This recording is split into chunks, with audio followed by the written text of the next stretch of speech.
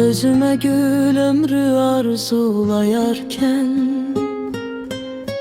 ömrümün bağbanı oldun ay hekim. Ruhuma karanlık hakim olurken nur olup kalbime doldun ay hekim. Başımın üstünü alacak duman çen. Ümidim sen oldun, pənahim da sen. Qartal tək çıqayıb uca göylərdən, canımı əcəldən aldın ay həkim. Yenidən bəxş etdin mənə həyatı,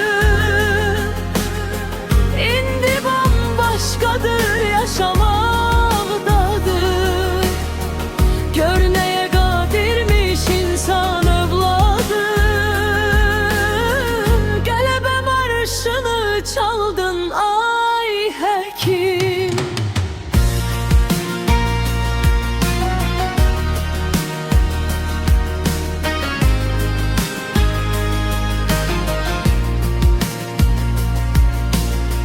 Herkese şirindir, əzizdir canı. Herkesin bir kese gelir gümanı. Vidadı unutmaz Loğman Elxanı. Tanrıyla qoşadır adın ay həkim.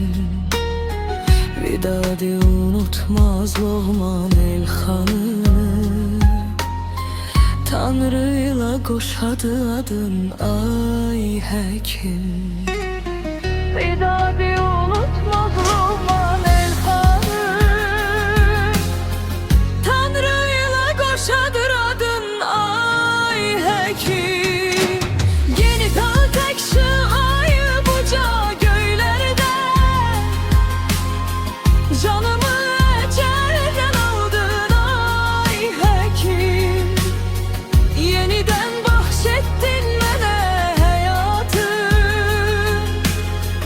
indi bambaşqadır yaşamaqdadır. Gör nəyə qadirmiş insan övladı, qələbə barışını çaldın ay həkim.